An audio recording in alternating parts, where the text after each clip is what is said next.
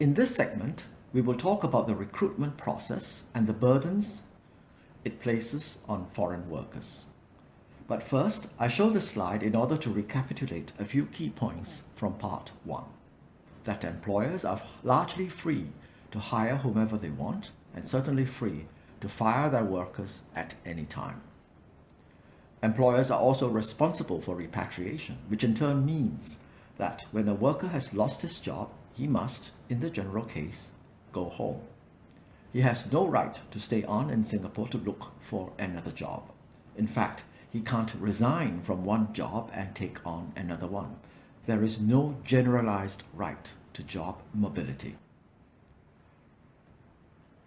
Recruitment methods vary considerably by country and industry sectors. In the interest of time, I will limit this discussion to construction workers as they are the largest group of work permit holders in Singapore. I will also speak in terms of Bangladeshi and Indian workers as they form the bulk of cases seen by TWC2. The first thing to note is that the Singapore government requires all prospective construction workers to have a basic skills certificate before they can work here. The government does not provide the training. This is left to private enterprises. It's such a huge opportunity to make money that, based on a study done by TWC2's affiliate in Bangladesh a few years ago, there were 100 such training centers in Dhaka alone. A worker starts his journey by paying ridiculous sums of money to secure a place in a training center. Although training is privately provided, Singapore's Building and Construction Authority is the one conducting the examinations. Our study found that they had about 800 exam slots per month in Dhaka.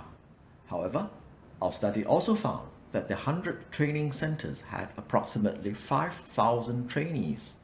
Given that the courses are typically of 3 months duration, that means that about 1,700 trainees are supposedly ready to take the test each month. But there are only 800 slots. So how? The training centers auction off the exam slots. More money changes hands.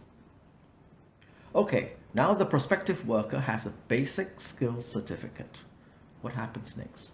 At some point, an employer in Singapore would communicate to his contacts in Bangladesh his need for workers.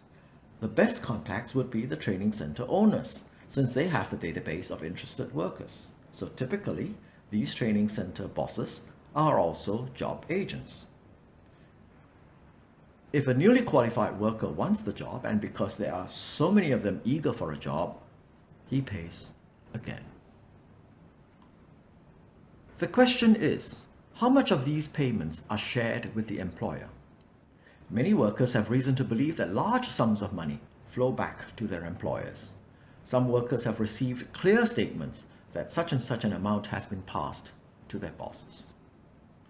It's a form of kickback, which under Singapore law is illegal. No employer is supposed to benefit financially from offering a job to a prospective employee. Prosecutions? Few and far between. With subsequent jobs, the process is different, since the worker no longer needs to go through a training center again. What tends to happen is that a boss mentions to a trusted employee, also a foreign worker, that the company needs more men. The trusted employee then converts his privileged position into cash. He passes the word around to his friends and acquaintances back home. At any time, there are plenty of men who have worked in Singapore before but have recently been repatriated. They are on the lookout for new jobs. Of course, they have to pay for the job. But once again, the question is, how much flows on to the boss? The superficial facade is that we have laws regulating employment agencies. The same laws regulate how much they can charge.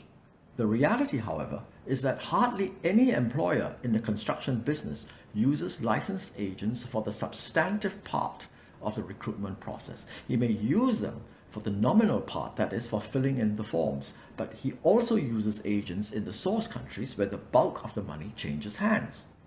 Prosecution is difficult not only because there is a lack of evidence, but also because there is a sense that the transaction took place outside of Singapore jurisdiction.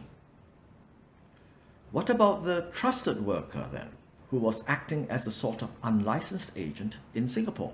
You could say he should be prosecuted, but the parties have mostly conducted their business verbally, and getting evidence for a trial is difficult. If the government were really serious about it, it can examine money flows from the bosses or the trusted workers' accounts. A tax investigation or maybe a money laundering investigation may be useful. But this kind of thing requires political will, and it is political will that is in short supply, especially given the overarching need to be quote-unquote business friendly. Now, look at it from the worker's perspective. The fees he has paid are non-refundable. For Bangladeshi workers, the amounts are so huge and the salaries so low, they need to work nearly 2 years to recover the sunk cost. However, in construction, work permits are typically for 1 year. So the worker desperately needs to get his work permit renewed at the end of the first year, and the second if he wants to be securely in the black. At the same time, his work permit does not allow him to look for another employer and change jobs while he is here. Therefore, he absolutely cannot afford to displease his boss. He becomes totally subservient to the employer.